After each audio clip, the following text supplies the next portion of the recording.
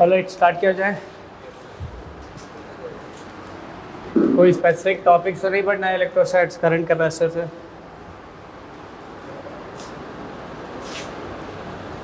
Okay चलिए question 1। Two small spheres each of mass m and charge q are tied as shown. Silk threads length L. They make angle theta with the vertical as shown. If length L is decreased theta क्या होगा, right. ये सारे ही questions में यही फंडा है। क्या करेंगे भाई, इन दोनों के बीच में कुछ इलेक्ट्रोस्टैटिक रिपल्शन लग रहा है ना। दोनों पार्टिकल्स का अपना मास m है। जैसे अगर वो फोर्स F मानते हैं एंड ये mg है, इन दोनों का रिजल्टेंट को ही ये टेंशन बैलेंस करेगा, यानी कि इन दोनों का रिजल्टेंट इस डायरेक्शन में आना चाहिए, राइट। यानी कि ये tan थीटा किससे बराबर होगा, इलेक्ट्रोस्टैटिक फोर्स अपॉन mg होगा। कहीं पे भी क्वेश्चन है तो यही करेंगे ऑब्वियसली, राइट। तो क्या है भाई equation, tan theta is equal to f upon mg। f क्या है, k q1 q2 upon r square, तो ये हो जाएगा k q1 q2 upon r square. r क्या हो जाएगा, ये l है तो ये l साइन थीटा, तो ये 2l साइन थीटा हो जाएगा। तो r स्क्वायर हो जाएगा 4l square sine square theta. ये वो इलेक्ट्रोस्टैटिक फोर्स है अपॉन mg, राइट। ऑलराइट, हमें किसे किसे कंपेयर करना है, l डिक्रीज करेंगे तो थीटा क्या होगा, ये क्वेश्चन है। तो सीधी सी बात, थीटा वाले टर्म्स उस तरफ ले जाते हैं तो क्या आ रहा है यहाँ पे, साइन स्क्वायर थीटा आ रहा है और tan थीटा आ रहा है किससे बराबर। बाकी का ये k कांस्टेंट है, q कांस्टेंट है, 4 कांस्टेंट है, mg कांस्टेंट है। साइन को उधर लेके गया हूँ, यहाँ पे l स्क्वायर है, ठीक। ऑलराइट, अब यहाँ पे दिख रहा है sine theta and tan theta, लेकिन वरी होने की ज़रूरत नहीं है भाई। थीटा को बढ़ाएंगे तो साइन और tan दोनों बढ़ते हैं, थीटा को घटाएंगे साइन और tan दोनों घटेंगे। तो दोनों को एक थीटा का फंक्शन की तरह मान के बस, क्योंकि एग्जैक्टली कितना होगा ये तो पूछा नहीं है, बस इंक्रीज डिक्रीज पूछा है। तो क्लियरली डिनोमिनेटर में l स्क्वायर है, तो l को डिक्रीज़ कर रहे हैं, क्या कर रहे हैं, l को डिक्रीज़ कर रहे हैं। l को डिक्रीज़ करेंगे तो वैल्यू क्या होगा, डिनोमिनेटर में है इंक्रीज़ करेगा, यानी कि थीटा आपका इंक्रीज़ करेगा, दैट्स इट। मतलब लॉजिकली सीधा बता सकते थे भाई, l को डिक्रीज़ करेंगे तो फोर्स ये बढ़ जाएगा, mg तो उतना ही है, तो ये पास आ जाएंगे तो ज़्यादा लग जाएगा तो फिर एंगल बढ़ जाएगा। ऐसे लॉजिकली कर सकते हैं, मैथमेटिकली ये हो गया। ऑलराइट, नेक्स्ट चलते हैं।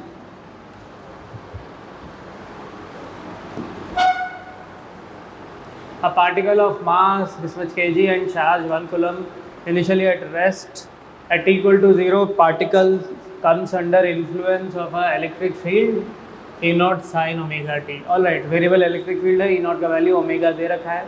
Consider the effect of only electrical force on the particle, only electrical force लग रहा है, then the maximum speed is, ठीक है। क्या करेंगे भाई, वेरिएबल इलेक्ट्रिक फील्ड है तो वेरिएबल फोर्स लगेगा ऑब्वियसली, एंड में वेरिएबल एक्सेलरेशन रहेगा। अब साइन है, एक टाइम पीरियड में साइन का एवरेज क्या हो जाएगा, एवरेज फोर्स क्या हो जाएगा। पहला एंड दूसरा क्वाड्रेंट के लिए ये पॉजिटिव हो जाएगा, सेकेंड एंड थर्ड के लिए नेगेटिव हो जाएगा, तो नेट इम्पल्स ज़ीरो हो जाएगा। हमें निकालना है इस बीच मैक्सिमम स्पीड निकालना है, करेक्ट। तो मैं ऐसे लिखता हूँ, एक्सेलरेशन फोर्स बाय मास लिखता हूँ, तो that will be force charge पे q इंटू इलेक्ट्रिक फील्ड है which is q into E not sine omega T upon m, ठीक है। ये एक्सेलरेशन है, हमें निकालना है मैक्सिमम स्पीड, तो इसको dv बाई dt करते हैं, तो dt उस तरफ करते हैं, तो dv will become q E not by m sine omega T dt, integral right, 0 से v, रेस्ट से स्टार्ट हो रहा है, दे रखा है, ठीक है। अब भाई मैक्सिमम स्पीड चाहिए तो ये इंटीग्रेशन कहाँ से कहाँ तक करेंगे। साइन फर्स्ट क्वाड्रेंट में खाली, sorry first and second quadrant में पॉजिटिव है, तो 0 से पाई बाई 2 तक या पाई तक। साइन सेकेंड में भी पॉजिटिव है तो ऑब्वियसली पाई तक, मतलब पाई बाई ओमेगा तक, राइट। साइन ओमेगा टी है तो टाइम का वैल्यू 0 से पाई बाई ओमेगा तक पॉजिटिव होगा, तो क्यू ई बाई एम आपका कांस्टेंट, साइन का इंटीग्रेशन, साइन ओमेगा टी का integration minus cos omega T upon omega हो जाएगा। ओमेगा को बाहर कर लेते हैं, इसको 0 से पाई करेंगे तो माइनस है, अपर माइनस लोअर के बजाय लोअर माइनस अपर, तो 2 आएगा ना, cos 0 1 cos पाई माइनस 1, ये 2 आएगा। तो आंसर है 2q E naught upon omega into M, ये मैक्सिमम स्पीड होगा। 0 से 2 पाई करेंगे तो ऑब्वियसली क्या हो जाएगा, 0 से 2 पाई करेंगे तो ऑब्वियसली एवरेज 0 हो जाएगा। फर्स्ट हाफ साइकिल के लिए पॉजिटिव फोर्स, स्पीड बढ़ते जाएगा, सेकेंड हाफ साइकिल के लिए नेगेटिव फोर्स, स्पीड घटते घटते 0 हो जाएगा। ऑल राइट, चलते हैं नेक्स्ट।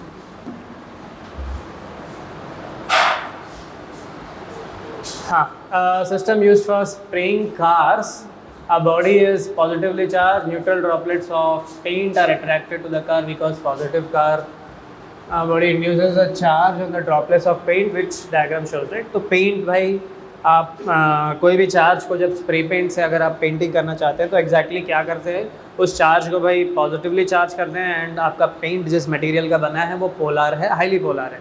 तो क्या करते हैं भाई, जब आप स्प्रे करते हैं वो पॉजिटिव चार्ज ऐसे इंडक्शन होके, ऑपोजिट सेंस में इंडक्शन होके वो चिपक जाता है आपका जो भी वो पर्टिकुलर मेटल्स है, करेक्ट। तो भाई इंडक्शन जब होगा तो कैसे होगा, अगर पॉजिटिव को इस तरफ कर रहा है तो नेगेटिव ऑब्वियसली अदर साइड होगा, तो ये हो जाएगा आंसर ऑब्वियसली ऑप्शन डी। ठीक है, एकदम बेसिक क्वेश्चन है। नेक्स्ट चलते हैं।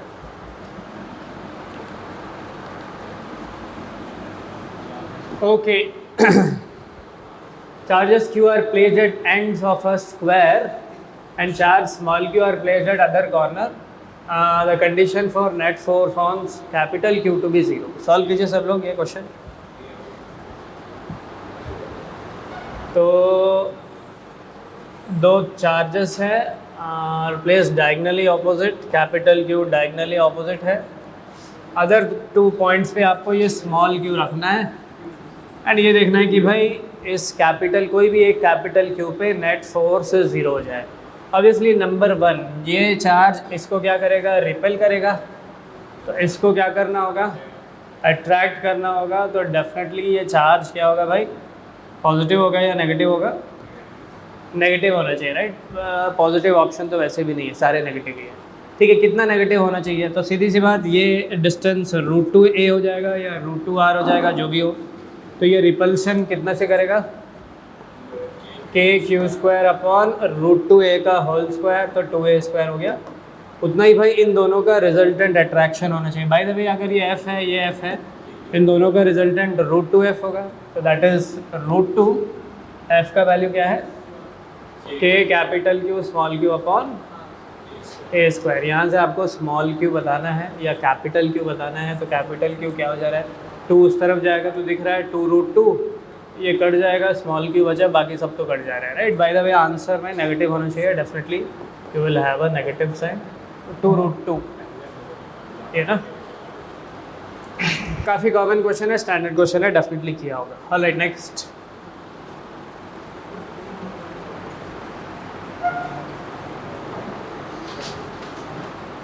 Two uniformly charged non-conducting spheres, each of radius r, are fixed in gravity-free space as shown. If electron is released from point A, ये point A है भाई, यहाँ पे आप एक इलेक्ट्रॉन को रिलीज़ कर रहे हैं, ये -q है, मतलब स्फीयर पे -q चार्ज है, स्फीयर पे +q चार्ज है, दोनों का radius, each of radius r, दोनों का रेडियस r है, डिस्टेंस बिटवीन सेंटर ये 10r के बराबर है। ठीक है, तो ये C1 से लेके C2 10r के बराबर है। पॉइंट A पे आप किसको रिलीज़ कर रहे हैं, an electron is release from point A, its speed when it strikes the other sphere. Alright, तो यहाँ पे चेक करने की ज़रूरत नहीं है कि अदर स्फीयर तक पहुँचेगा या नहीं पहुँचेगा, क्वेश्चन में दे रखा है। आपको बताना है कि जब ये इलेक्ट्रॉन इस पॉइंट पे आ जाएगा, आ रहा है, ये क्वेश्चन में दे रखा है, तो उसका स्पीड कितना होगा। Straight forward, conservation of energy, कैसे एनर्जी कंजर्व करेंगे, पॉइंट चार्ज का एनर्जी कैसे निकालते हैं, charge into potential at that point. ठीक है, तो चार्ज क्या है वह -e, इस पर्टिकुलर पॉइंट पे पोटेंशियल ज़रा बताइए क्या है अपना, ये चार्ज की वजह से potential k -q upon r, plus ये वाले चार्ज की वजह से यहाँ पे पोटेंशियल, सेंटर से डिस्टेंस जो है 9r होगा, तो that will be kq upon 9r। ठीक है, इनिशियली वहाँ पे रिलीज़ किया है तो काइनेटिक एनर्जी 0 एंड जब यहाँ पे आ जाएगा इस पॉइंट पे पोटेंशियल चार्ज स्टिल माइनस ही, उस पॉइंट पे पोटेंशियल क्या हो जाएगा, अपना चार्ज का पोटेंशियल KQ/R, एंड भाई ये माइनस Q चार्ज का पोटेंशियल यहाँ पे डिस्टेंस से फिर से 9R है, तो this will be minus KQ/9R plus half mv², right. यहाँ से आपको V निकालना है, that's it, basic conservation of energy question, right. Alright, next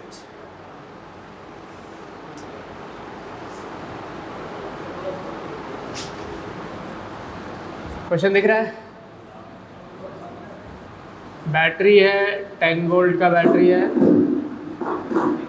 ये कैपेसिटेंस है,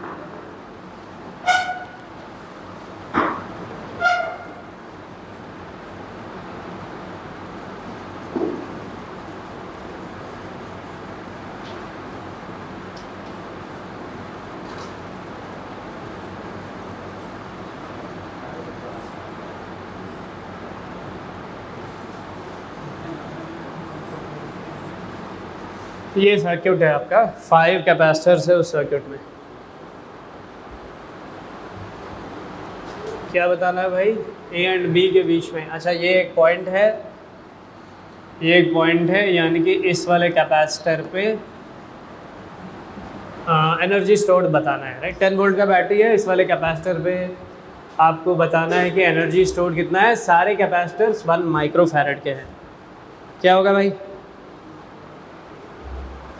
ओके, आंसर बस फ्यू सेकंड्स में बताना है। पहले उस सर्किट को क्या विजुलाइज हो रहा है, ये क्या सर्किट है। जनरली 5 होते हैं, तो क्या होता है भाई, व्हीटस्टोन ब्रिज होता है। दिख रहा है व्हीटस्टोन ब्रिज? कौन सा हट जाएगा इसमें? ए और बी वाला हटेगा। ए और बी वाले पॉइंट्स है, ठीक है। तो मतलब इसी पे एनर्जी पूछना है। तो देखो ऐसा है, देखो ऊपर 2 है सी और सी, नीचे से 2 है सी और सी, तो ये बीच वाला क्या होगा, बीच वाला हट जाएगा। देखो यहाँ पे ए मान लेते हैं, ए टू बी, बी टू सी, ठीक है, एक हो गया। ये देखिए ए टू डी, फिर डी से फिर से सी, एंड बीच में ये लगा है, तो ये वाला कैपेसिटर आपका हट जाएगा। तो एसेंशियली आपके पास ये सर्किट है, 10 वोल्ट का ये बैटरी है, एंड यहाँ से 2 कैपेसिटर्स है, एंड पूरा एज अ होल 2 कैपेसिटर्स है, ठीक है। एंड आपको क्या पूछा है भाई, इस वाले कैपेसिटर पे, यानी कि इस वाले कैपेसिटर पे पोटेंशियल एनर्जी कितना है। दैट्स इट, आंसर सिंपल है। क्या हो जाएगा? चार्ज वार्ज निकालने की ज़रूरत है क्या? नहीं। 10 वोल्ट है तो भाई दोनों बराबर है, तो 5 वोल्ट हो जाएगा। तो हाफ CV² सीधा करना है, हाफ C का वैल्यू 1 माइक्रोफैरड है, एंड V जो है 5 वोल्ट हो जाएगा इंटू 5², यही आपका आंसर होगा, राइट। ऑलराइट, तो ऐसे कई सारे व्हीटस्टोन ब्रिज के कई सारे मॉडल्स आपने देखा होगा। तो ये एक पर्टिकुलर मॉडल है, स्टार की तरह होता है, कई जगह डेल्टा की तरह होता है, कई जगह रेक्टेंगुलर बॉक्सेस की तरह होता है। व्हीटस्टोन ब्रिज के डेफिनेटली सारे मॉडल्स एकदम दिमाग में होना चाहिए, बहुत कॉमन आते हैं, जेईई मेंस में डेफिनेटली आते रहते हैं। ऑलराइट, आगे बढ़ते हैं। A conducting soap bubble having radius A and thickness T. Alright, ये जेईई मेंस का क्वेश्चन है, एक्चुअल जेईई मेंस का क्वेश्चन। देख लीजिए एक बार question. A conducting soap bubble of having radius A and thickness T is charged to potential V.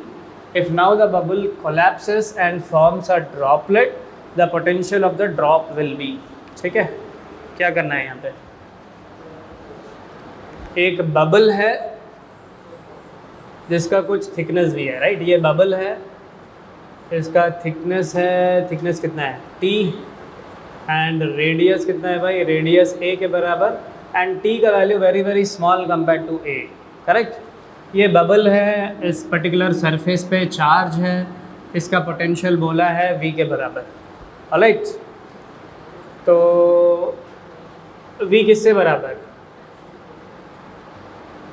KQ upon radius का value A के बराबर, बिकॉज वो बबल था, शेल है एसेंशियली, शेल का रेडियस A बोला है, पोटेंशियल V है, तो V इक्वल टू KQ/A, यानी कि Q का वैल्यू क्या हो जाएगा? AV अपॉन K के बराबर, ठीक है। तो ये हो गया आपका चार्ज। अच्छा, अब ये बर्स्ट होके क्या हो रहा है भाई, एक छोटा सा ड्रॉपलेट बन रहा है, राइट। ये बर्स्ट हो रहा है, बीच का हवा पूरा हट के ये जो मटेरियल है, इसी मटेरियल का एक ड्रॉपलेट बन जा रहा है, करेक्ट। तो इसका रेडियस क्या होगा, क्योंकि चार्ज तो वही है, कंजर्वेशन ऑफ चार्ज, चार्ज तो कहीं जाएगा नहीं, जो भी इस मटेरियल पे चार्ज था वही चार्ज यहाँ पे भी है। तो इसका रेडियस कैसे निकालेंगे इसका रेडियस, वॉल्यूम, इसका वॉल्यूम क्या हो जाएगा भाई, शेल का कुछ थिकनेस भी है, जैसे कई जगह लिया होगा 4πr² dr करके लेते हैं इस एलिमेंट का वॉल्यूम, यहाँ पे 4πr² इंटू टी है, तो that is what we have 4πr² क्या है भाई, a² इंटू टी, ये वॉल्यूम है भाई। इसका रेडियस स्मॉल आर मानते हैं तो क्या हो जाएगा 4/3 πr³ हो जाएगा, राइट। उस मटेरियल में वो अंदर का जो बबल था वो बर्स्ट होके, एयर गायब होके, जो मटेरियल था उसी मटेरियल का एक छोटा सा बबल बन गया है, राइट, ये क्वेश्चन था। ऑलराइट, तो यहाँ से आपका रेडियस आ जाएगा, रेडियस क्या आ रहा है भाई, हाँ 3 उस तरफ जाएगा, 3a² t, ये r³ है पावर 1/3, तो ये रेडियस आ गया, ये चार्ज आ गया, फाइनल पोटेंशियल क्या होगा kq अपॉन, वही चार्ज लगा लेंगे, ये वाला रेडियस लगा लेंगे, this will be the potential of this particular bubble, right. Standard question है, मॉड्यूल में डेफिनेटली होगा आपके। नेक्स्ट,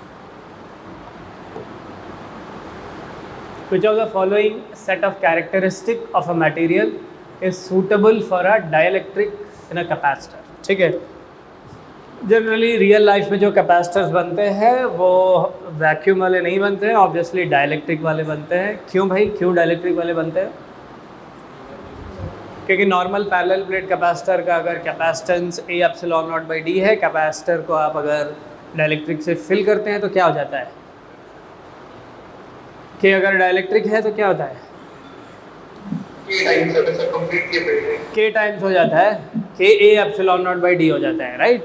तो भाई डाइलेक्ट्रिक से फिल करेंगे तो कैपेसिटेंस बढ़ता है, एक तो ये हो गया, करेक्ट, इसीलिए आप फिल करते हैं। दूसरा, आपका नॉर्मल एयर से उस पर्टिकुलर डाइलेक्ट्रिक इंसुलेटिंग मटेरियल का जो स्ट्रेंथ होता है, राइट, बात ये होता है कि जैसे मैं आप एयर में कुछ इलेक्ट्रिक फील्ड लगा दे रहे हैं तो कुछ टाइम के बाद क्या हो जाता है भाई, मटेरियल का ब्रेक डाउन हो जाता है ना, ऑब्वियसली मटेरियल का ब्रेक डाउन हो जाता है इन द सेंस, तो उसमें मतलब नॉर्मल डाइलेक्ट्रिक तो इंसुलेटर है, लेकिन बहुत हाई इलेक्ट्रिक फील्ड लगा देंगे तो क्या हो जाएगा, वो एटम सारे जो भी है या मॉलिक्यूल जो भी है उससे इलेक्ट्रॉन्स निकलने लगेंगे, यानी कि मटेरियल आयोनाइज होने लगेगा, राइट, चार्ज का फ्लो होने लगेगा, प्लेट्स के बीच में होने लगेगा, जो कि होना नहीं चाहिए।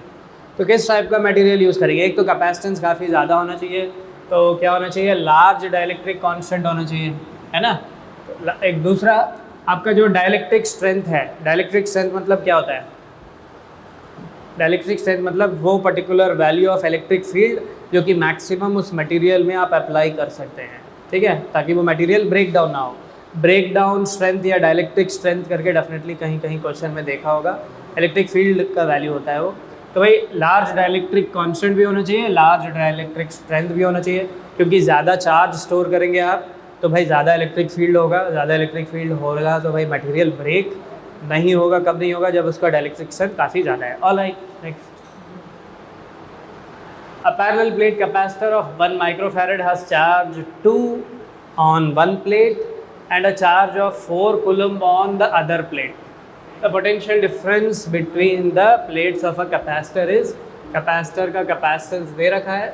अच्छा, जनरली जब आप कहते हैं कि आपका कैपेसिटर चार्ज्ड है ना, तो चार्ज कैसे रहता है, जैसे ये कैपेसिटर है, चार्ज्ड है, तो चार्ज जनरली ऐसे दो कंडक्टर्स का जब आप कैपेसिटर बनाते हैं तो चार्ज क्या होता है, +q और -q, राइट।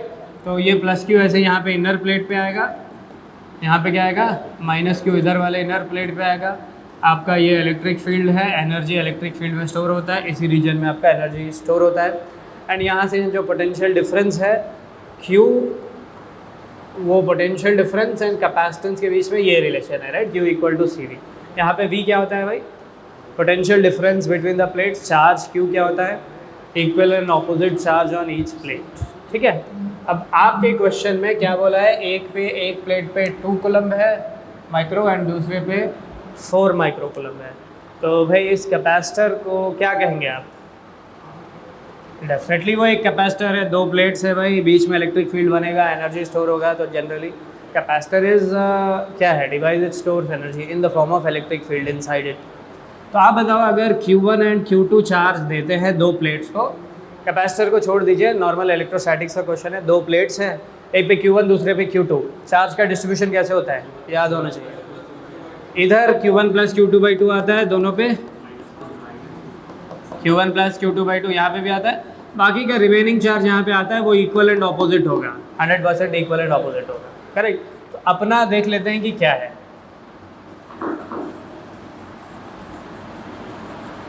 ठीक है, आप जो है कैपेसिटर पे, एक कैपेसिटर पे 2 कूलम दे रहे हैं माइक्रोकूलम, एंड दूसरे पे 4 microcoulomb. Q1 plus Q2/2, 2 plus 4/2 3 microcoulomb इधर वाले प्लेट पे आ जाएगा, इधर वाले प्लेट पे भी क्या आएगा भाई 3 माइक्रोकूलम आ जाएगा। तो यहाँ पे क्या है एंड यहाँ पे क्या है, यहाँ पे क्या है प्लस, टोटल 4 है, 3 यहाँ पे, तो यहाँ पे क्या है भाई प्लस 1 माइक्रोकूलम, यहाँ पे क्या है -1 आएगा, डेफिनेटली यहाँ पे -1 आएगा।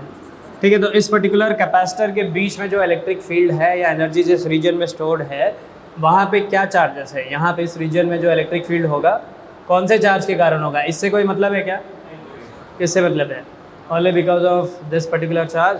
तो इस पर्टिकुलर कैपेसिटर पे चार्ज कितना है भाई 1 माइक्रोकूलम है। अब जो भी क्वेश्चन में पूछा है वो कर सकते हैं। एनर्जी चाहिए, एनर्जी स्टोर चाहिए तो ½ CV² कर लेंगे या Q²/2C कर लेंगे। पोटेंशियल पूछा है V = Q/C, Q का वैल्यू 1 माइक्रोकूलम, C का वैल्यू क्वेश्चन में दे रखा था 1 माइक्रोफैरड, तो भाई ये 1 वोल्ट के बराबर potential difference between the plates will be 1 volt. अगर कैपेसिटर की तरह सोच के करेंगे तो आसान है, वरना आप इलेक्ट्रिक फील्ड निकाल लीजिए, वो सब करिए, लंबा हो जाएगा फालतू में, राइट। तो याद रखिए अगर रैंडम चार्जेस है प्लेट्स पे तो वो जो कैपेसिटर है उस पर क्या चार्ज है, इनर प्लेट्स पे जो इक्वल एंड ऑपोजिट डेवलप होगा that is the charge on your capacitor system, right. बाहर वाला चार्ज, अब भाई इन दोनों को कनेक्ट करेंगे, कुछ भी करेंगे, कोई रेजिस्टर से कनेक्ट किया, कोई इंडक्टर लगाया, तो जो चार्ज कंसिडर किया जाएगा वो यही कंसिडर किया जाएगा। ऑलराइट, आगे बढ़ते हैं। Okay, electric field intensity at in space is given by this, I cap J cap direction में है, plus I cap minus J cap. The nature of equipotential surfaces, ठीक है, इक्विपोटेंशियल सरफेसेस, ये एंगल्स दे रखा है, ये 30 डिग्री है, यहाँ पे भी ये 30 डिग्री ही है, ये 60 डिग्री है ऑप्शन में, यहाँ पे भी 60 डिग्री है। बाकी का ये कह रहे हैं कि ये लो पोटेंशियल इधर वाला है, यानी कि उधर जाते जाते हाई पोटेंशियल होगा, ये हाई करके लिखा है, ठीक। यहाँ पे ऑपोजिट ये लो है, इधर वाला हाई है, यहाँ पे भी वैसे ही है, ठीक है, ये हाई है उधर लो है, ये लो है उधर हाई है, तो कौन सा ऑप्शन सही है। नंबर 1, ये पर्टिकुलर इलेक्ट्रिक फील्ड का डायरेक्शन देखिए, x डायरेक्शन में √3 कॉम्पोनेंट है and y direction, negative y direction में 1 है, ठीक है। तो एंगल कितना बना रहा है, क्लियरली tan थीटा 1/√3, तो ये एंगल कितना है 30 डिग्री। तो आपका इलेक्ट्रिक फील्ड इस डायरेक्शन में है ना। अब भाई इलेक्ट्रिक फील्ड से परपेंडिकुलर डायरेक्शन में आपके इक्विपोटेंशियल सरफेसेस रहते हैं। In the direction of electric field potential increase या डिक्रीज, लिखा होगा स्पेसिफिकली नोट्स में, in the direction of electric field potential decreases, dV is equal to -E⁻.dr⁻, right. तो in the direction of electric field potential decreases, तो definitely ये low potential होगा, ये high potential होगा, तो डेफिनेटली कौन सा आंसर गलत है, ये हाई, ये गलत है, ये भी गलत है। अब आपको बताना है इससे परपेंडिकुलर ये 30 है तो ये क्या होगा भाई 60 डिग्री होगा। आपके ऐसे रहेंगे इक्विपोटेंशियल सरफेसेस, इलेक्ट्रिक फील्ड के ऑपोजिट जाते जाते आपका पोटेंशियल इंक्रीज होगा। तो कौन सा सही है भाई, ऑप्शन सी। बहुत स्टैंडर्ड क्वेश्चन है, अगेन जेईई मेंस में आ चुका है। आगे बढ़ते हैं। ऑल राइट, क्वेश्चन देखिए next. In between 2 point charges a conducting spherical shell having charge capital Q is placed as shown in the diagram. Assuming all charges to be positive, mark out the correct statement. तो 2 Q and Q charge है, ये particular बीच में एक shell है जिस पे charge capital Q है, सारे पॉजिटिव चार्जेस हैं। तो आपको बताना है which of the following is correct. The charge on the outer surface is uniformly distributed. क्या आउटर सरफेस पे यूनिफॉर्मली आएगा? यूनिफॉर्मली कब आता है एक शेल पे? जब आइसोलेटेड है तो यूनिफॉर्मली आएगा। हर पॉइंट पे आप फील्ड पोटेंशियल सब बता सकते हैं। बाहर कोई चार्ज है तो डेफिनेटली क्या हो जाएगा, कंडक्टिंग भी है, तो क्या हो जाएगा भाई, नॉन यूनिफॉर्मली आ जाएगा। जैसे ये प्लस है तो यहाँ पे कुछ माइनस आ जाएगा, ये भी प्लस है, हाँ सिमेट्रिकल आएगा क्योंकि दोनों तरफ सेम चार्ज रख रहा है, लेकिन ओवरऑल इस पर यूनिफॉर्म आएगा, यहाँ पे ज़्यादा पॉजिटिव आ जाएगा, यहाँ पे भी ज़्यादा पॉजिटिव, ऐसे कुछ हो जाएगा राइट। टोटल इस पर क्या होगा, क्यू होगा। तो भाई आप बताओ यूनिफॉर्म है या नॉन यूनिफॉर्म है? ऑब्वियसली नॉन यूनिफॉर्म होगा। The charge on the outer shell is non uniform, सही है। इंफॉर्मेशन इज डेफिनेटली आप बता सकते हैं। यूनिफॉर्म क्या है ये बताना थोड़ा मुश्किल होगा, लेकिन डेफिनेटली नॉन यूनिफॉर्म होगा, इतना तो आप बता सकते हैं। All right, okay, question, an isolated soap bubble kept in a in a container in which pressure is maintained at P0. Okay, the bubble is given a charge due to which its radius increases to R and pressure inside the bubble reduces to P0. All right, the surface tension of the bubble is T, the charge given to the bubble is, ठीक है। तो surface tension को जोड़ते हुए question है, simple question. Surface tension का पहले discuss कर लेते हैं। अगर बाहर P0 है, अंदर कितना है भाई, बाहर प्रेशर P0 है, अंदर कितना है, excess pressure due to surface tension कितना होता है, हैं?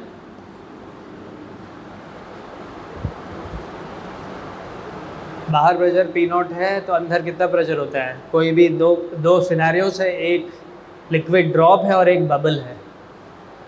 तो लिक्विड ड्रॉप पे एक्सेस कितना होता है एंड बबल में कितना एक्सेस होता है? लिक्विड ड्रॉप में 2T/R होता है, क्योंकि बबल है तो दो सरफेसेस है, एक इनर सरफेस और एक आउटर सरफेस, डबल लग जाता है, तो P0 प्लस 4T/R हो जाता है in case of a bubble, ठीक है।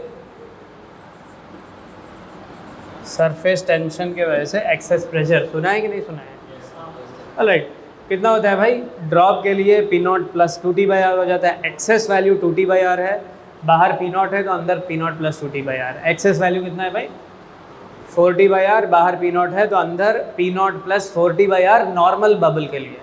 अब आपके पर्टिकुलर क्वेश्चन में क्या है, आपके पास एक बबल है, इसको P0 चार्ज दे रहे हैं, तो अंदर सरफेस टेंशन के कारण कितना आना चाहिए, P0 प्लस 4T/R, लेकिन इसको आप कुछ पॉजिटिव चार्ज दे रहे हैं, the charge given to the bubble, let us से कुछ हम चार्ज दे रहे हैं, तो ऑटोमेटिकली भाई एक रिपल्सिव प्रेशर की तरह आएगा। तो क्या कह रहा है भाई, उसके कारण अंदर भी P0 ही है, ठीक है। तो अंदर भी P0 चार्ज ही आ जा रहा है, बिकॉज अब इसको एक एक्स्ट्रा चार्ज दे रहे हैं, करेक्ट। अच्छा, चार्ज देने के कारण प्रेशर कितना आता है, pressure on the surface of any charge body किससे बराबर होता है, या pressure on the surface of a conductor पढ़ा होगा, pressure on the surface of conductor किससे बराबर भाई, इलेक्ट्रोस्टैटिक्स पहला चैप्टर था आपका, उसके कॉन्सेप्ट तो सारे याद होना चाहिए हमको, एग्जाम है कुछ दिन में। कोई भी कंडक्टर है जिस किसी भी पर्टिकुलर पॉइंट पे अगर सरफेस चार्ज डेंसिटी सिग्मा है, तो sigma square upon 2 epsilon not pressure आता है भाई, पूरा सेम चार्ज है, मान के चलिए आप चार्ज दे रहे हैं, तो रिपल्शन आता है कि नहीं, उसके कारण प्रेशर आएगा कि नहीं आएगा। तो भाई कंडक्टिंग बॉडी के लिए वो pressure sigma square by 2 epsilon not होता है। अब भाई आपका स्फीयर है तो यूनिफॉर्मली चार्ज आएगा इस पर, तो भाई हर पर्टिकुलर पॉइंट पे एक्स्ट्रा प्रेशर इस चार्ज के कारण कितना आ जाएगा, sigma square by 2 epsilon not, जिसके कारण वो जो एक्स्ट्रा था वो नलीफाई होके ज़ीरो हो गया, P0 हो गया, करेक्ट। तो भाई ये पर्टिकुलर वैल्यू फिर किससे बराबर, 4T/R के बराबर, that means sigma square by 2 epsilon naught is 4T/R, यहाँ से आपका सिग्मा आ जाएगा 4T/R into 2 epsilon naught under root, ये सिग्मा है, चार्ज क्या हो जाएगा भाई, सिग्मा चार्ज डेंसिटी है, सिग्मा इंटू पाई 4πr² आपका चार्ज हो जाएगा, राइट। सिग्मा आप निकाल लिया है, इंटू 4πr² करेंगे तो total charge on that particular sphere आ जाएगा। क्लियर सबको? तो दो कॉन्सेप्ट्स यहाँ पे इस पर्टिकुलर क्वेश्चन में देखने को मिला है। एक एक्सेस प्रेशर वाला पार्ट, भाई अगर कोई भी लिक्विड ड्रॉप है, बाहर अगर प्रेशर P0 है तो अंदर प्रेशर कितना होगा, एक्सेस होगा, कितना एक्सेस होगा, 4T/R एक्सेस होगा, अंदर प्रेशर P0 प्लस 4T/R हो जाएगा। यही अगर लिक्विड ड्रॉप है, not a bubble, liquid drop का खाली आउटर सरफेस है, बबल का इनर एंड आउटर सरफेस दोनों है, तो लिक्विड ड्रॉप का एक्सेस प्रेशर कितना है भाई, बाहर P0 है तो अंदर 2T/r एक्सेस है, यानी कि अंदर प्रेशर P0 प्लस 2T/r है। ऑलराइट, तो यहाँ पे कुछ चार्ज भी दे दे रहे हैं जिसके वजह से बाहर P0 है, अंदर भी P0 ही हो रहा है, तो भाई ये σ²/2ε0 जो इलेक्ट्रोस्टैटिक प्रेशर है ये 4T/r के बराबर होगा, तभी ऐसे हो पा रहा है। ऑलराइट, चलिए next question. Minimum velocity which charge Q should be projected so that it manages to reach the center of the ring starting from position shown in the figure। Okay, तो एक रिंग है, यहाँ पे question में दिया होना चाहिए कि ये रिंग फिक्स्ड है, यहाँ पे एक चार्ज ये प्लस Q है, ये भी प्लस चार्ज है, इसको आप कुछ स्पीड दे रहे हैं v, तो रिंग क्या करेगा भाई, रिपल करेगा इसको। आपको बताना है मिनिमम स्पीड कितना देने पे सेंटर तक पहुंचेगा। अगेन कैसे करेंगे, बेसिक कंजर्वेशन ऑफ एनर्जी का क्वेश्चन है। अब इसके लिए आपको potential due to a ring पता होना चाहिए। कोई भी r डिस्टेंस पे, सेंटर से r डिस्टेंस पे या सेंटर से x डिस्टेंस पे, इंस्टेड ऑफ r मान के चलिए x मान लेते हैं, तो x पे भाई इस पर्टिकुलर पॉइंट पे पोटेंशियल कितना होता है, पोटेंशियल कंटिन्यूसली डिक्रीज करते रहता है, सेंटर पे मैक्सिमम होगा कोई भी x डिस्टेंस पे, ये वाले डिस्टेंस से मतलब है r² प्लस x², राइट। तो KQ/r, KQ/r² plus x², this is the potential at any distance x from the centre. Alright, तो इस पर्टिकुलर पॉइंट पे आप चार्ज को प्रोजेक्ट कर रहे हैं, ठीक है, तो कितना एनर्जी है भाई, Q into potential energy, Q into potential, potential इस पॉइंट पे किससे बराबर, K capital Q upon r² plus r², तो ये हो जाएगा √2r। ये इनिशियल पोटेंशियल एनर्जी है उस चार्ज का, प्लस काइनेटिक एनर्जी 0।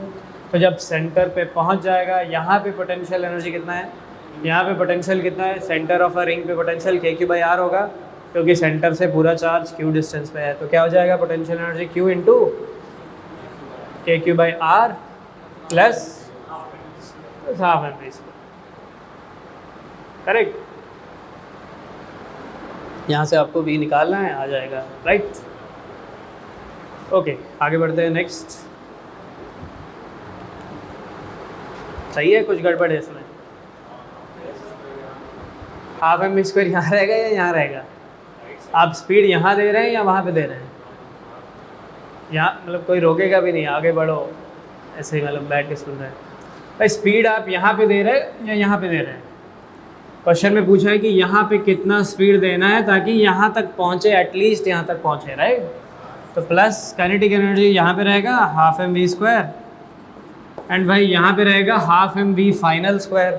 तो जस्ट वहाँ पे पहुँचने के लिए फाइनल काइनेटिक एनर्जी क्या लेंगे, 0 ले लेंगे, यहाँ से आपका v आएगा। ऑलराइट, नेक्स्ट क्वेश्चन देखिए, a point charge Q is placed at a distance d away। Point charge Q is placed distance d away from the center of a grounded conducting sphere of radius r। As shown, the charge that flows from earth to the sphere, अर्थ से sphere कितना charge आएगा, यानी कि भाई इस particular sphere पे कितना charge आएगा। अच्छा, इंपॉर्टेंट क्वेश्चन है, बेसिक फंडा वाला क्वेश्चन है, जिसमें एक सिंपल लॉजिक आपको दिमाग में रखना पड़ेगा। ऑलराइट, तो बताओ भाई, यहाँ पे एक चार्ज Q रख रहे हैं एंड इस पर्टिकुलर स्फीयर को आप ग्राउंड कर दे रहे हैं, राइट। ये न्यूट्रल है, इनिशियली न्यूट्रल है, तो इस पर कितना चार्ज आएगा, ग्राउंड से कितना चार्ज आएगा इस पर्टिकुलर बॉडी पे, ये पूछ रहा है। नंबर 1, इस पर चार्ज जो आएगा वो यूनिफॉर्म आएगा या नॉन यूनिफॉर्म आएगा, ऑब्वियसली नॉन यूनिफॉर्म आएगा। यहाँ पे क्या आ जाएगा, ज़्यादा नेगेटिव आ जाएगा, राइट। तो डेफिनेटली नॉन यूनिफॉर्म आएगा। तो भाई कितना आएगा, कैसे निकालेंगे। नॉन यूनिफॉर्म डिस्ट्रीब्यूशंस के जनरली क्वेश्चंस तो किए नहीं होंगे हम लोगों ने, अगर किया भी है तो बहुत कम ही किया होगा। अब इस पे चार्ज कितना है, मान के चलते हैं Q डैश चार्ज है, तो ये Q डैश का वैल्यू कितना है, कैसे निकालेंगे।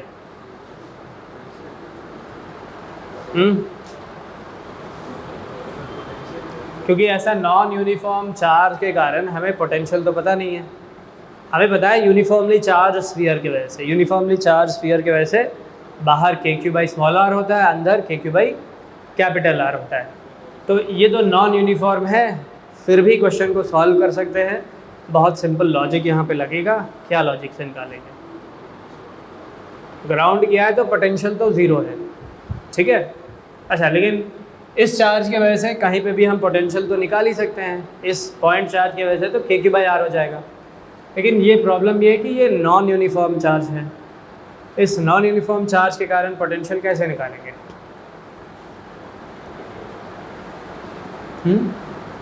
इंटीग्रेशन से। लेकिन हमें पता ही नहीं है ना कि क्या चार्ज है, पहले तो वो निकालना पड़ेगा, लेकिन वो सब करने की ज़रूरत ही नहीं है। कहाँ पे? Q पे, इस पॉइंट पे, इस पॉइंट पे भाई इसके कारण पोटेंशियल कितना है कैसे बताओगे? नहीं बता पाओगे। एंड भाई यहाँ पे पोटेंशियल क्या है ये तो पता ही नहीं है। इसको ग्राउंड किया है, हमको एक चीज़ ये पता है कि इस ग्राउंडेड कंडक्टिंग स्फीयर का पोटेंशियल क्या है? ज़ीरो है। तो भाई हम ये वाला पॉइंट सेलेक्ट करेंगे। ऑब्वियसली एक ही बात है भाई, सेंटर वाला पॉइंट, सेंटर वाला पॉइंट सेलेक्ट करेंगे तो क्वेश्चन बहुत आसान हो जाएगा। बताइए क्यों आसान हो जाएगा? क्योंकि इसके वजह से तो पोटेंशियल पता है। बताओ कितना है? बोल रखा है डिस्टेंस d है, पॉइंट चार्ज की वजह से d डिस्टेंस पे पोटेंशियल क्या हो जाएगा? KQ/R यानी कि KQ/D प्लस ये नॉन यूनिफॉर्म चार्ज की वजह से potential at the centre. Even though random charge है तब भी हम पोटेंशियल बता पाएंगे। क्यों? क्योंकि भाई पूरा का पूरा चार्ज सेंटर से कितने डिस्टेंस पे है। डजेंट मैटर, कोई और पॉइंट पे आप नहीं बता पाएंगे, लेकिन ये कंडक्टर है तो वहाँ पे भी बता सकते हैं, वो अलग बात है। सेंटर से ये पूरा चार्ज कितने डिस्टेंस पे है? कैपिटल R डिस्टेंस पे है, नहीं वो स्मॉल r डिस्टेंस पे है, रेडियस स्मॉल r बोला है। तो भाई इस Q' के कारण सेंटर पे तो मैं डेफिनेटली पोटेंशियल बता सकता हूँ KQ'/R, क्योंकि ग्राउंड किया है। पूरा का पूरा स्फीयर का पोटेंशियल ज़ीरो है, सेंटर का भी ज़ीरो है। तो इस लॉजिक से भाई आपका Q' निकल जाएगा, डेफिनेटली नेगेटिव आएगा। कितना रहा है? -Q/D, स्मॉल r उधर चला जाएगा into small r, right. This is the charge. Clear? Important question है, थोड़ा एक छोटा सा डिफरेंट, मतलब अलग से थोड़ा लॉजिकल थिंकिंग वाला पार्ट इसमें इन्वॉल्व है। बाकी का कोई भी ग्राउंडेड बॉडी का पोटेंशियल ज़ीरो लेंगे, करेक्ट। सेंटर वाला पॉइंट क्यों चूज़ किया हमने? सेंटर पॉइंट क्यों चूज़ किया? क्योंकि इस पॉइंट पे पोटेंशियल पता है, बल्कि कोई भी पॉइंट का पोटेंशियल पता है ज़ीरो, लेकिन सेंटर वाला पॉइंट इसलिए चूज़ किया क्योंकि ये जो रैंडम चार्ज है यहाँ पे, उसके कारण भी सेंटर पे आप पोटेंशियल बता सकते हैं, क्योंकि ये पूरा चार्ज सेंटर से तो r डिस्टेंस पे है, राइट। पूरा सरफेस सेंटर वाले पॉइंट से तो r डिस्टेंस पे ही रहेगा, तो सीधा KQ'/R मैं इसके वजह से पोटेंशियल लिख सकता हूँ। All right, hopefully logic clear है। आगे बढ़ते हैं। Okay, standard question. कोई भी एक मेटालिक बॉडी को या मेटालिक कंडक्टर को आप इलेक्ट्रिक फील्ड में रख देंगे तो फील्ड लाइंस कैसे हो जाते हैं? ऑप्शन सी, यहाँ पे नेगेटिव चार्ज आ जाएगा, इंडक्शन यहाँ पे मान लेते हैं पॉजिटिव चार्ज आ जा रहा है, एंड इलेक्ट्रिक फील्ड लाइंस कुछ ऐसे कर्व हो जाएंगे स्फीयर से। ये भी तो वैसे ही है, परपेंडिकुलर होंगे इलेक्ट्रिक फील्ड लाइंस, परपेंडिकुलरली उस पर आएंगे एंड निकलेंगे भी तो वो भी परपेंडिकुलर होंगे, बिकॉज कंडक्टर है, कंडक्टर इक्विपोटेंशियल होता है, इक्विपोटेंशियल से इलेक्ट्रिक फील्ड हमेशा परपेंडिकुलर रहेगा। इक्विपोटेंशियल सरफेस है कंडक्टर का, इसीलिए डेफिनेटली आपका electric field electric field perpendicular हो जाएगा। All right, okay, next question. An infinitely long solid cylinder of radius r has uniform charge density rho. It has a spherical cavity of r/2 with its center on the axis, okay, of the cylinder as shown in the figure. The magnitude of electric field at point P, which is 2r, यानी कि बाहर है 2r from the cylinder, is given by value of जो भी है। Alright, तो इसके लिए भाई क्या है क्वेश्चन, पहले समझ लेते हैं। क्वेश्चन क्या है? एक इस टाइप का सिलिंड्रिकल चार्ज है, इनफाइनाइट लेंथ का है, ठीक है। इसके अंदर एक छोटा सा कैविटी भी अलग से कर दे रहे हैं, है ना, मतलब ये बाकी का पूरा ये चार्ज है। तो इस ऐसा बॉडी के कारण यहाँ पे कहीं पे हमें फील्ड निकालना है। तो ये फील्ड निकालने के लिए सबसे पहले आप ये बताइए, ऐसा अगर कोई भी इनफाइनाइट चार्ज है जिसका चार्ज डेंसिटी सिग्मा है, इनफाइनाइट सिलेंडर है जिसका रेडियस कैपिटल आर है ना, मतलब क्वेश्चन में तो पूछा नहीं है, लेकिन आप बताओ इसके कारण अंदर फील्ड कितना है और बाहर फील्ड कितना है, अंदर स्मॉल आर डिस्टेंस पे या बाहर स्मॉल आर डिस्टेंस पे फील्ड कैसे निकालेंगे? सिग्मा ए क्या है?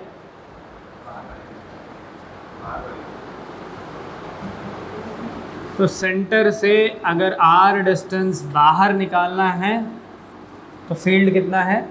सेंटर से आर डिस्टेंस अंदर फील्ड निकालना है तो कितना है ये निकालना है। गॉस लॉ का एप्लीकेशन में आपने पढ़ा होगा डेफिनेटली। हॉलो नहीं है ये, uniformly charge solid cylinder, infinitely long solid cylinder, मतलब डेंसिटी है ना, सरफेस पे नहीं है, पूरा मटेरियल में चार्ज है आपका।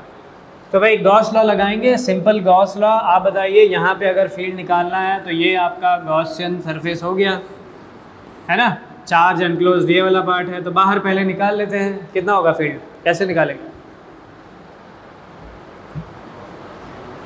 Flux is equal to charge enclosed by epsilon naught, है ना। तो फ्लक्स कैसे निकालेंगे इसका?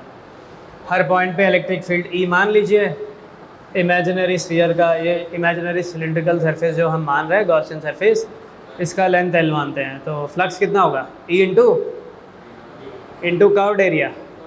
अच्छा, किसके थ्रू फ्लक्स नहीं रहेगा भाई? इनफाइनाइट चार्ज है, पॉजिटिवली चार्ज है, तो फील्ड लाइंस ऐसे आगे रहेंगे, तो इन प्लेन सरफेसेस से तो फ्लक्स नहीं रहेगा, राइट। किससे रहेगा?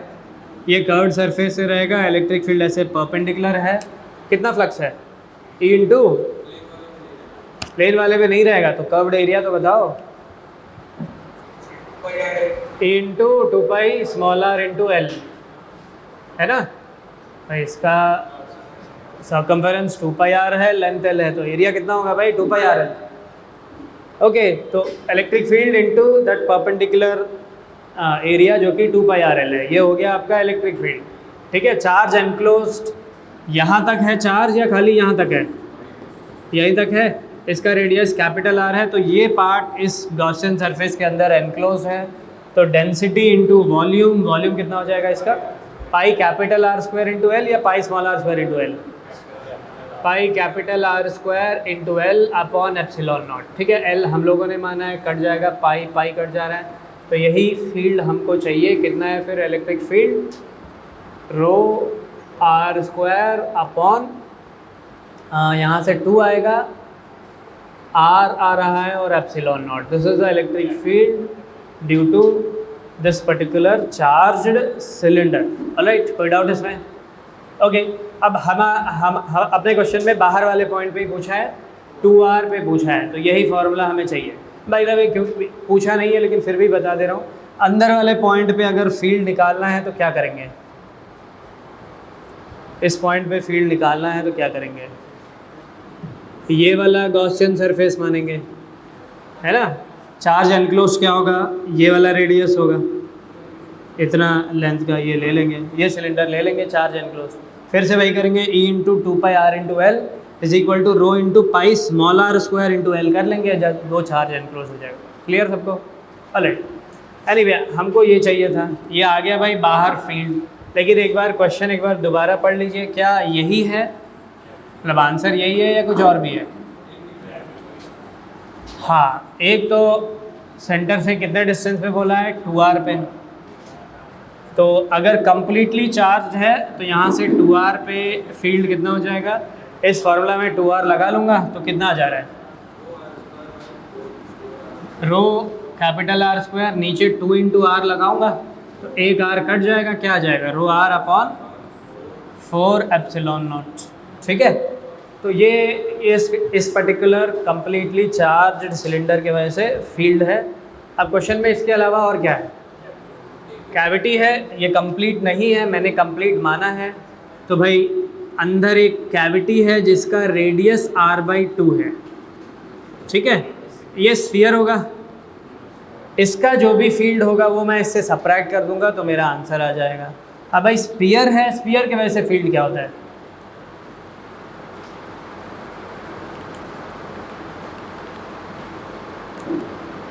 स्फीयर की वजह से फील्ड तो KQ/r² है माइनस के का वैल्यू 1/4πε0 KQ/r²। r² का वैल्यू क्या होगा? 2r का स्क्वायर हो जाएगा। चार्ज बताओ, ये वाला चार्ज कितना है? Density into volume. स्फीयर का वॉल्यूम 4/3πr3, तो that will be density into 4/3πr3। सही है, माइनस तो लगा दिया है, सब्ट्रैक्ट कर दे रहे हैं। 4/3πr3 है, किस रेडियस का स्फीयर है? r रेडियस का है, r/2 रेडियस है, तो भाई r/2 का क्यूब लगाएंगे ना, ऑब्वियसली r/2 का क्यूब, राइट। ये करेंगे आपका आंसर आ जाएगा। होपफुली क्लियर है। खास करके जो पहला वाला पार्ट, एक यूनिफॉर्मली चार्ज्ड सिलेंडर के कारण बाहर फील्ड कितना है, अंदर फील्ड कितना है, ये भाई फॉर्मूला याद नहीं है तो एटलीस्ट कैसे निकाल रहे हैं ये तो डेफिनेटली याद होना चाहिए। Basic application of Gauss law है। चलिए आगे बढ़ते हैं नेक्स्ट। ऑलराइट, अगेन इस टाइप के क्वेश्चंस काफ़ी कॉमन हैं जेई मेंस में, जेई एडवांस में भी। तो वी हैव अ पर्टिकुलर, मान के चलिए एक कैपेसिटर है जो ऐसे फिल्ड है, ठीक है, एंड पोटेंशियल पूछ रहा है। ये वाले प्लेट्स है, ये कंडक्टिंग प्लेट है, ये दूसरा कंडक्टिंग प्लेट है, from P to Q, right. Alright, कैसे निकालेंगे? Two different types of dielectric slabs have been arranged as shown in the figure, the equivalent capacitor of the system is। अच्छा, ऐसा कुछ है, ये हो गया। एक डाइलेक्ट्रिक 3K से फिल कर दे रहे हैं, एक भाई डाइलेक्ट्रिक 6K से फिल कर दे रहे हैं, नीचे वाला सेक्शन डाइलेक्ट्रिक 2K से फिल कर दे रहे हैं। ये 2K हो गया, ये 3K हो गया और ये 6K हो गया, करेक्ट। अच्छा, जनरली टोटल एरिया A रहता है, यहाँ पे A एंड A बोला है, यानी कि ऊपर वाला पार्ट का एरिया कितना है? A है। एंड जनरली पूरा D रहता है, यहाँ पे D एंड D बोला है, तो टोटल 2D है। तो यहाँ पे ये वाला पार्ट D है, ये वाला पार्ट भी D है। अच्छा, इस पर्टिकुलर कैपेसिटर को कैसे एनालाइज करेंगे? We will divide into 3 capacitors. एक ये हो गया, एक ये हो गया, नीचे वाला अलग से हो गया। ये दोनों सीरीज़ में है एंड वो कॉम्बिनेशन इससे पैरेलल में है। देखिए सेम प्लेट से कनेक्टेड है, राइट, प्लेट सेम है, यानी कि यहाँ पे पूरा पोटेंशियल सेम है, ये पूरा पोटेंशियल सेम है। मेटालिक प्लेट्स होते हैं, बाहर तो मेटालिक प्लेट्स आप लगाएंगे जिस पे चार्ज आता है, करेक्ट। तो भाई वो वाला एक कैपेसिटर, फिर उसके बगल में एक और कैपेसिटर, एंड नीचे क्या है भाई? एक कैपेसिटर इन दोनों से पैरेलल में है। अब सीधी सी बात, 3K से फिल किया है तो इसका कैपेसिटेंस क्या होगा? A/0/D होता है। अब भाई अगर टोटल एरिया A है तो ये एरिया A/2 हो जाएगा, और अगर टोटल D है तो ये क्या हो जाएगा? D/2 हो जाएगा। लेकिन ये A बोला है, डिस्टेंस D बोला है, क्वेश्चन थोड़ा मॉडिफाई किया है। तो ये कैपेसिटेंस क्या हो जाएगा? 3K A/0/D, क्योंकि एरिया A ही है एंड डिस्टेंस D है। इसका क्या है? 6K A/0/D, एंड नीचे वाला पार्ट क्या होगा? 2K, एरिया A है, A/0/D या 2D? 2D है। ये दोनों सीरीज़ में है, C1C2/C1C2 प्लस ये कर लेंगे क्योंकि ये पैरेलल में है, राइट। होपफुली क्लियर है सबको। ये तो भाई काफ़ी कॉमन क्वेश्चन है, काफ़ी इंपॉर्टेंट है जेई मेंस में, जेई एडवांस में भी। ऑलराइट, आगे चलें। कोई डाउट इसमें? ऐसे ही क्यों एनालाइज किया है? अच्छा, किसी को अगर ये डाउट आ रहा है तो कन्फ्यूजन मैं एक्स्ट्रा करना नहीं चाहता हूँ, कन्फ्यूजन दूर करना चाहता हूँ।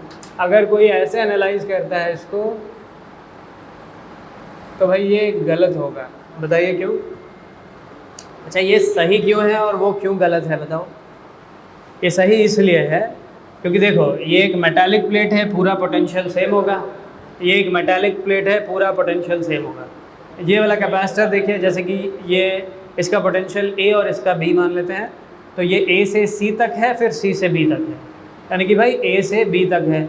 और नीचे वाला देखो सीधा A से B तक है, तो भाई सीधा ए से बी तक है तो वो दोनों से ये पैरेलल में है, राइट। अच्छा ऐसे करना गलत होगा क्योंकि क्या इस पॉइंट पे और इस पॉइंट पे क्या पोटेंशियल सेम है?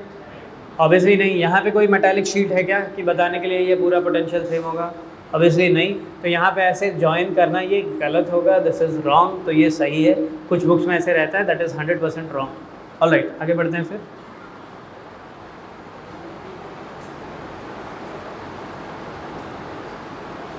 The largest magnitude of electric field due to a uniformly charged ring is at H. The value of H is, again basic question, अगर कोई भी रिंग है जिस पे चार्ज Q है, जिसका रेडियस R है, X डिस्टेंस पे ज़रा बताइए फील्ड कितना है? Formula AQX upon R square plus x square upon 3/2। और भाई इसका मैक्सिमम वैल्यू कहाँ पे होता है? E max at x equal to R/√2। सही है, x इक्वल टू R/√2, यानी कि वही है भाई h का वैल्यू किससे बराबर? R/√2 के बराबर। R3 दिया है, 3/√2 आपका आंसर है, दैट्स इट, राइट। R/√2 पे मैक्सिमम होता है। अच्छा कितना होता है? इस फॉर्मूला में x के बजाय R/√2 लगा लेंगे, ठीक है। एंड अगर आपको ग्राफ याद है इलेक्ट्रिक फील्ड का, कैसे रहता है ग्राफ? सेंटर पे 0 एंड इन्फिनाइट पे भी 0। सेंटर पे 0, इन्फिनाइट पे 0, तो बीच में कहीं बड़ा होगा। तो कहाँ पे भाई, मतलब कहाँ पे?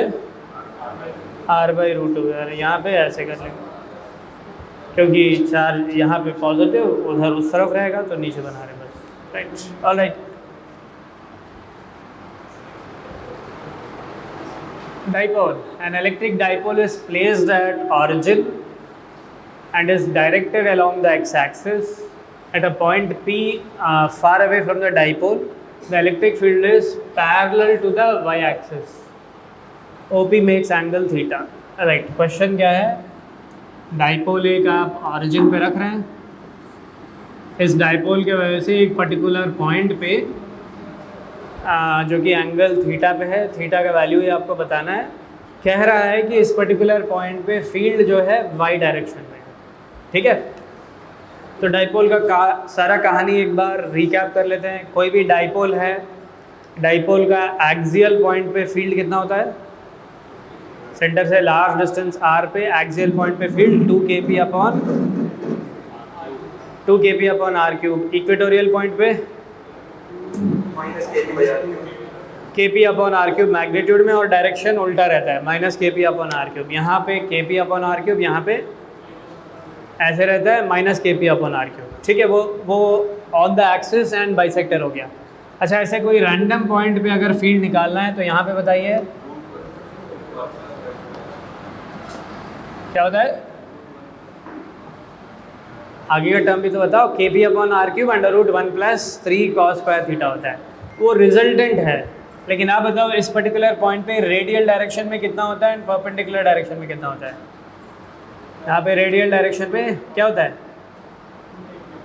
2kp upon r³ cos theta होता है, एंड यहाँ पे ये क्या होता है? kp sin theta upon r³ होता है, करेक्ट, याद है? अब भाई रिजल्टेंट √2² + d² करेंगे तो वो हो जाता है kp upon r³ √1 + 3 cos square theta, right. Alright, अब क्या बोल रहा है क्वेश्चन में? बोल रहा है कि इन दोनों का जो रिजल्टेंट है ये वर्टिकल डायरेक्शन में है ना, तो इसका मतलब क्या है? मतलब वाई डायरेक्शन में, यानी कि एक्स डायरेक्शन में नहीं है, यही बात हुई फिर। यानी कि इसका जो x वाला कंपोनेंट होगा, इसका जो x वाला कंपोनेंट होगा इस तरफ रहेगा, इसका x वाला कंपोनेंट इस तरफ रहेगा, ये दोनों कट जाएंगे तभी तो 0 होगा, राइट। तो 2kp अपॉन r³, ये एंगल फिर से थीटा है, तो 2kp cos theta upon r³ का cos थीटा क्या है? वो 2kp cos थीटा का cos theta cos square theta upon r³ is equal to kp sin theta upon r³ का इधर अगेन ये थीटा है तो ये 90, ये 90 minus theta cos 90 minus theta तो sin थीटा, तो ये हो जाएगा kp sin थीटा का sin theta sin square theta upon r³। आ गया फिर answer, right. kp upon r³ cut जाएगा, कॉस स्क्वायर उस तरफ, तो tan स्क्वायर थीटा 2 के बराबर, tan थीटा √2 के बराबर। होपफुली क्लियर है, आगे बढ़ते हैं। एक और फॉर्मूला है भाई, पोटेंशियल कितना है डायपोल का, ये फील्ड हम कह रहे हैं यहाँ पे, डायपोल का पोटेंशियल कितना है। डायपोल का r डिस्टेंस पे making angle theta with the axis, potential कितना है। पूरा चैप्टर में यही याद रखना होता है भाई, हर चीज़ का फील्ड, हर चीज़ का पोटेंशियल। तो डायपोल का फील्ड तो हो गया, पोटेंशियल कितना होता है, KP cos theta upon R square, KP cos theta upon R square आपका पोटेंशियल होता है। ओके, क्योंकि कुछ याद नहीं है बाकी चीज़ें भी वेरी क्विकली रिकैप कर दे रहा हूँ। टॉर्क ऑन अ डाइपोल कितना होता है, फोर्स 0 होता है। यूनिफॉर्म फील्ड में फोर्स 0 होता है। क्यों भाई फोर्स 0 क्यों, क्योंकि क्यू पे क्यू ई बार लगेगा, माइनस क्यू पे माइनस क्यू ई बार लगेगा, नेट फोर्स क्या हो गया, 0 हो गया। लेकिन इक्वल एंड ऑपोजिट फोर्स का कपल बनता है, टॉर्क तो लग सकता है। टॉर्क ऑन अ डाइपोल कितना है, P cross E P sine theta, right. कहाँ पे इक्विलिब्रियम में है, साइन 0 पे 0 है, साइन 180 पे 0 है, साइन 0 पे स्टेबल इक्विलिब्रियम होता है, साइन 180 पे अनस्टेबल इक्विलिब्रियम होता है। साइन 0 पे मैक्सिमम पोटेंशियल एनर्जी या मिनिमम, 0 एंगल पे। स्टेबल इक्विलिब्रियम 0 पे, स्टेबल इक्विलिब्रियम में मिनिमम पोटेंशियल एनर्जी होता है, अनस्टेबल इक्विलिब्रियम में मैक्सिमम पोटेंशियल एनर्जी होता है। ऑलराइट, एक सेक्शन ये हो गया। अच्छा, स्मॉल स्टेबल इक्विलिब्रियम के अबाउट ऑसिलेशंस कर सकता है। ऑब्वियसली कोई भी बॉडी, कोई भी ऑसिलेशन स्टेबल मीन पोजीशन के अबाउट ही होता है। तो थीटा इक्वल टू 0 के अबाउट ऑसिलेशन कर सकता है। कब एसएचएम करेगा, टॉर्क आप कह रहे हैं P cross E P sine theta, आपका टॉर्क रिस्टोरिंग है, स्टेबल इक्विलिब्रियम के अबाउट है, लेकिन ये पी साइन थीटा है। कब प्रोपोर्शनल टू थीटा हो जाएगा, जब थीटा का वैल्यू वेरी वेरी स्मॉल है, तो P cross E P sine theta का वैल्यू क्या हो जाएगा, पी इंटू थीटा हो जाएगा। तो भाई वो स्मॉल थीटा पे आप डिस्प्लेस करके अगर छोड़ देंगे तो ऑसिलेशंस करेगा, उन ऑसिलेशंस का टाइम पीरियड क्या होगा, टॉर्क किससे बराबर, P sine theta, P sine theta को हम पी इंटू थीटा लिखेंगे। पी इंटू थीटा किससे बराबर,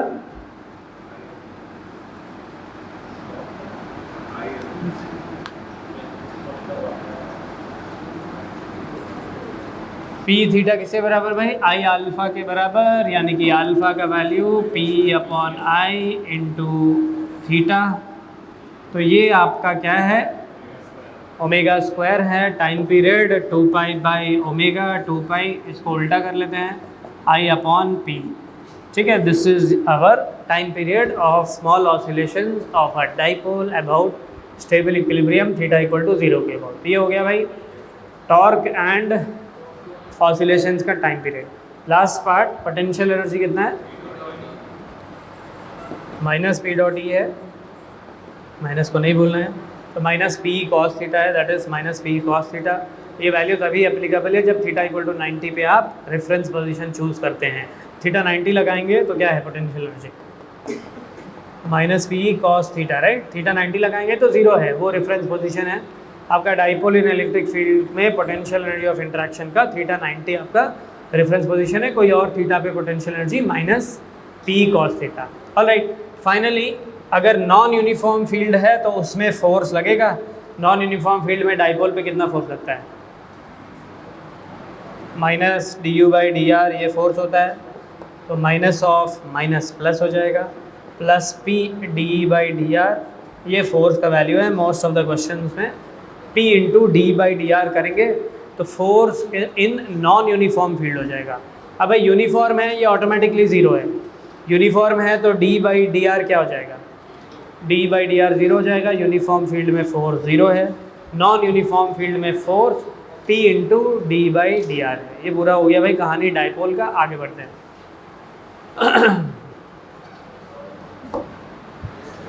Point charge Q is placed at a distance r from the center of a conducting shell of inner radius 2r and outer radius 3r.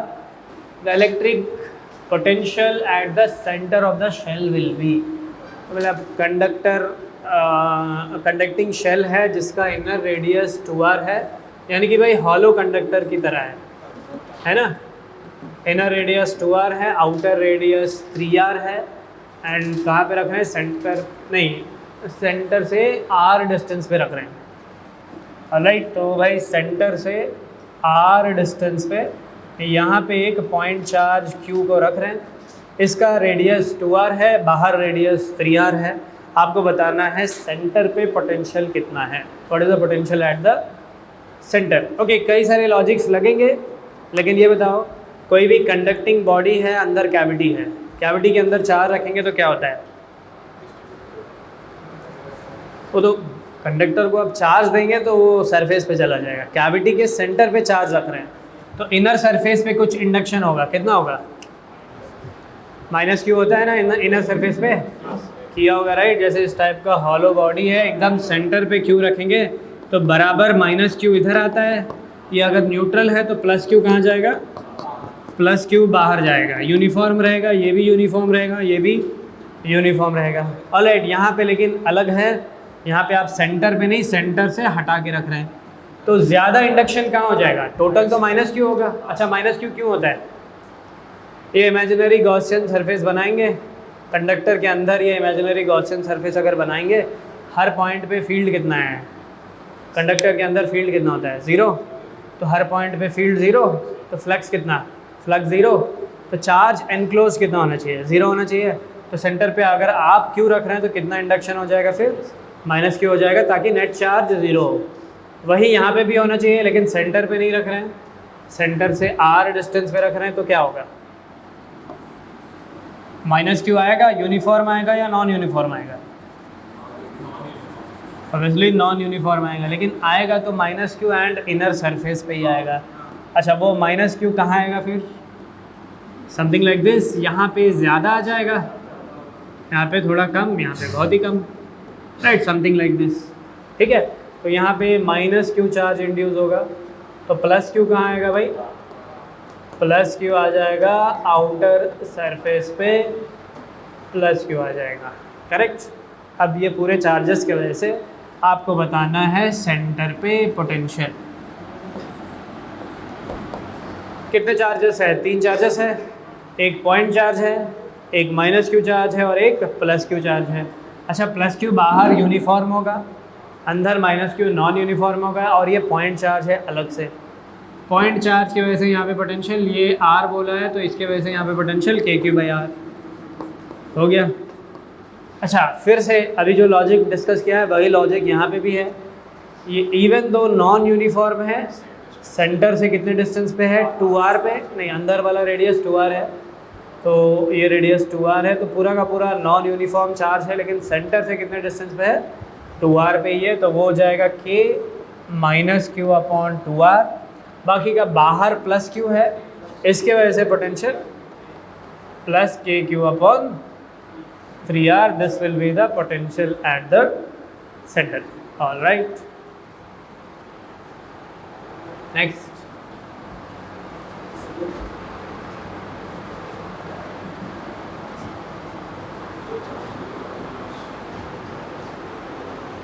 A charge is uniformly distributed in a spherical body of radius r1 equal to 2r0, having concentric gravity of r2 equal to r0. Rho is charge density. The find potential at point P 3r0/2 from the center. Right? यहाँ पे potential निकालना है 3r0/2, 1.5, right. And ये पूरा क्या है भाई? 2r0 है, एंड यहाँ पे क्या है? बाहर वाला रेडियस, अच्छा अंदर वाला r0 है एंड बाहर वाला 2r0, तो ये बीच वाला पॉइंट हुआ।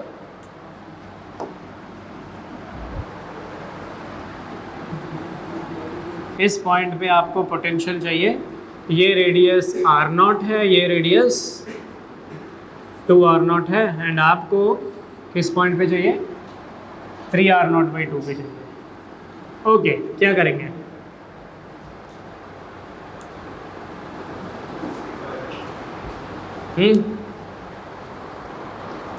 बात सिंपल है, अगर यूनिफॉर्म चीज़ें हैं एंड कैविटी है तो आप क्या करेंगे भाई? अज्यूम कर लेंगे पूरा चार्ज है, एंड फिर क्या करना होगा? इतना माइनस चार्ज लेके उसको हटा देना है जो भी वैल्यू है। यहाँ पे वही करेंगे, अज्यूम कर लीजिए पूरा चार्ज है, किस रेडियस तक? 2r0 रेडियस तक। फिर क्या करना है, इस वाला नेगेटिव चार्ज के कारण जो भी पोटेंशियल होगा वो हटा देना है। करेक्ट। अच्छा, तो यही अज्यूम करते हैं, पहले ये कंप्लीट सॉलिड स्फीयर है। कई सारे कॉन्सेप्ट्स फिर से रिवाइज हो जाएंगे यहाँ पे। कंप्लीट सॉलिड स्फीयर है जिसका डेंसिटी रो है, रेडियस 2r0 है। ठीक है, तो आप बताओ भाई चार्ज कितना हो जाएगा। चार्ज डेंसिटी इंटू 4/3 पाई, वॉल्यूम कितना है 4/3 पाई, 2r0 है तो 2r0 का क्यूब, ये आपका टोटल चार्ज आ गया। ठीक है। अच्छा, पॉइंट कहाँ पे है, केयरफुली 3r0/2, यानी कि अंदर वाला एक पॉइंट है 3r0/2।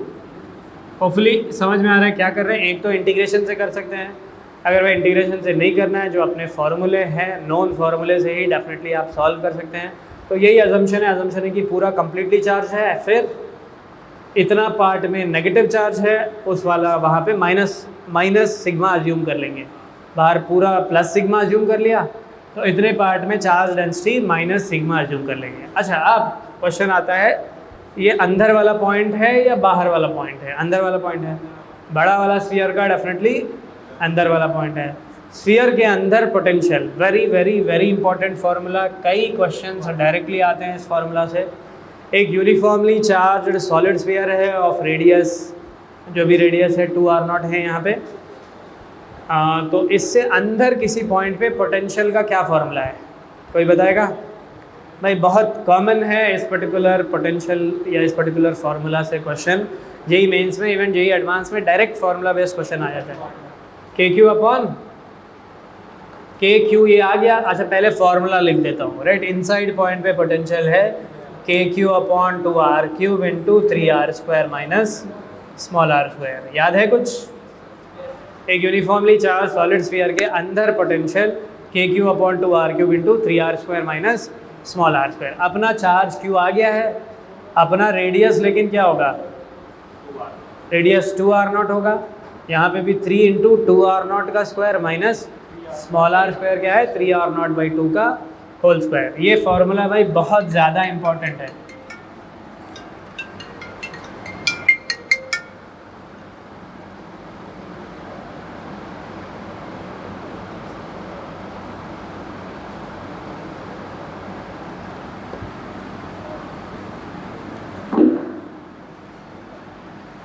तो Q लगा लेंगे, KQ अपॉन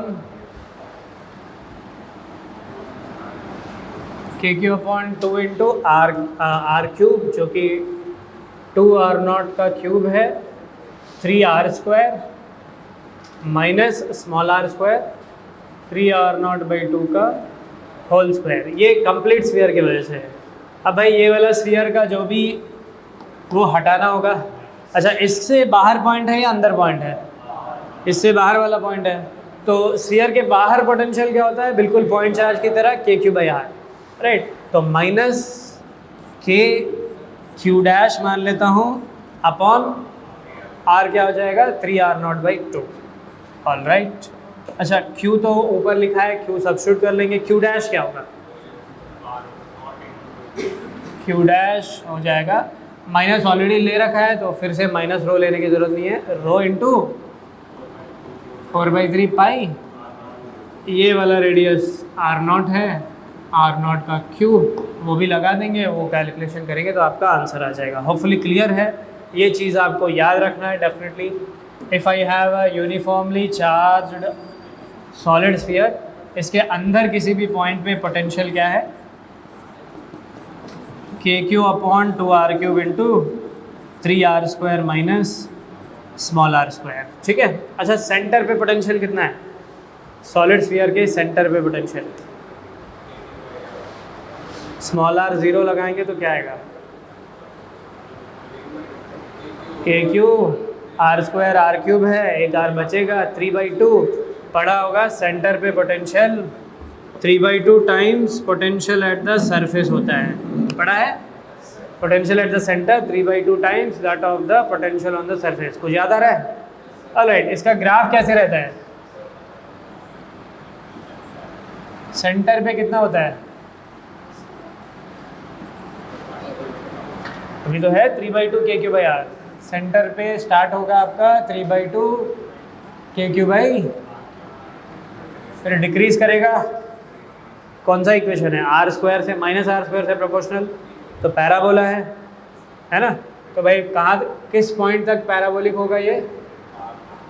कैपिटल आर तक, सरफेस तक, क्योंकि इनसाइड पूरा ये वाला फंक्शन है, आउटसाइड क्या फंक्शन है? KQ/r है, वो हाइपरबोला हो जाएगा। ठीक, ये इनसाइड रीजन है या आउटसाइड रीजन है? सरफेस पे पोटेंशियल क्या है भाई?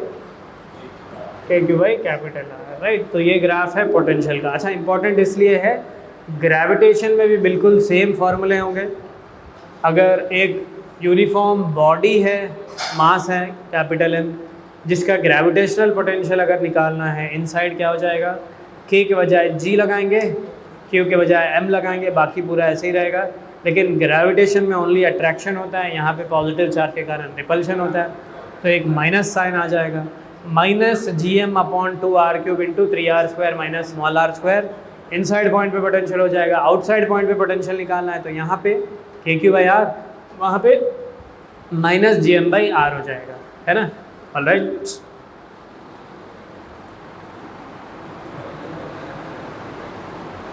ओके, नेक्स्ट क्वेश्चन देखिए।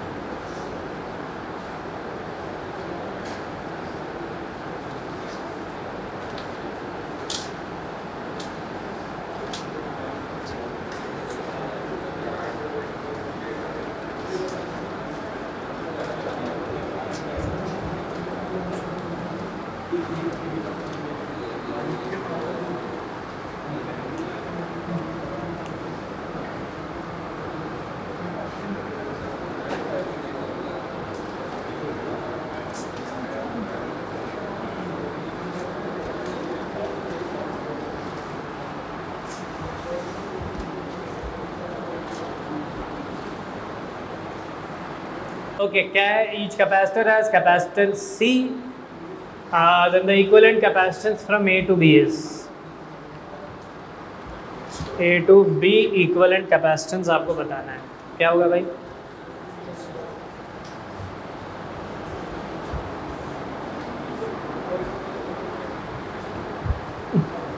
ओके, एक बार थोड़ा सा बाकी सब में नहीं है, देखो जैसे यहाँ कोई कैपेसिटर नहीं है, इसमें कोई कैपेसिटर नहीं है, राइट। तो आसान क्वेश्चन है एक्चुअली, बस थोड़ा सा एनालाइज करना होगा। बस इतना एनालाइज करेंगे तो क्वेश्चन हो जाएगा। ये A है तो ये क्या होगा भाई? ये भी A होगा, A, ये भी A। अच्छा, ये क्या अबाउट देखिए, A से B की तरफ जाइए, कंप्लीट सिमेट्री है हर तरफ, राइट। तो ये भी A ही होगा, ये A है, मतलब सीधा जुड़ा हुआ है ना, A है, ये भी A है, ये भी क्या होगा? A होगा, ये भी A होगा, ठीक है। चलो भाई, इस वाले पॉइंट को C मान लेते हैं, तो ये भी क्या होगा? C होगा, ये भी क्या होगा? C होगा, ये भी क्या होगा? C होगा। C से B तक, दैट्स इट, हो गया क्वेश्चन सॉल्व। A से C तक देखिए कितने कैपेसिटर्स हैं?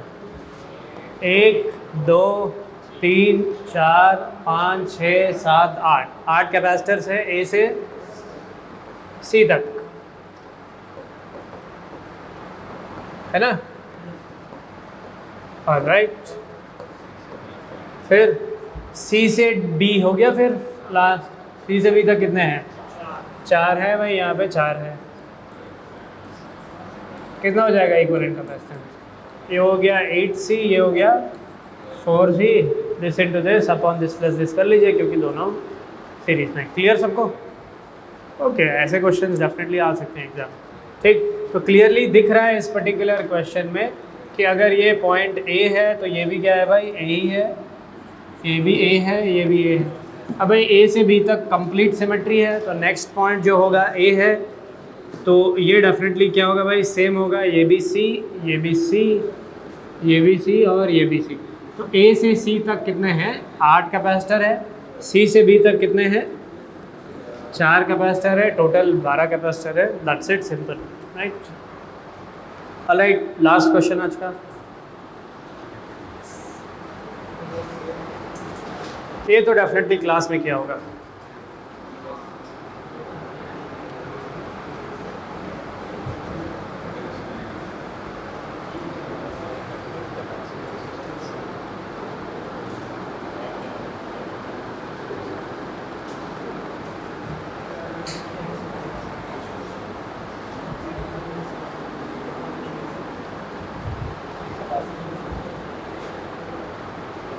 बंच ऑफ प्लेट्स आपको कहाँ से कहाँ तक निकालना है, यहाँ पे ए से बी, हाँ ए से बी तक निकालना है, ठीक है।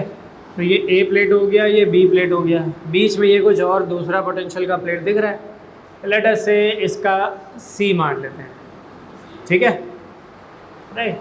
तो ये भी सी, ये भी सी, ये बी हो गया, ये तो ए हो गया, और ये भी क्या हो गया, ए हो गया। तो ये वाला देखिए ए से सी तक है, सी से ए तक है, ए से बी तक है एंड बी से सी तक है, राइट। तो बना लेते हैं, हमें निकालना है ए से बी तक। तो पहले ये देखिए भाई कहाँ से कहाँ तक है, ए से सी तक है, ठीक। नेक्स्ट वाला सी से ए तक, यानी कि वो भी ए से सी तक ही है, ये हो गया, ये हो गया। ये देखो भाई ए से बी तक, बी तो फाइनल पॉइंट है, ए से बी तक ऐसे लगा लेते हैं, कौन सा हो गया, ये वाला हो गया। और ये देखो भाई B to C, B to C यानी कि यहाँ पे एक और है बी टू सी, ये हो गया आपका सर्क्यूट, सी और सी, टू सी, हाँ 2 × 1/2 + 1, 2/3, 2/3 + 1, 2/3 + 1 विल बी 5/3। ये हो गया आपका आंसर। ऑलराइट, चलो यहाँ स्टॉप कर लेते हैं।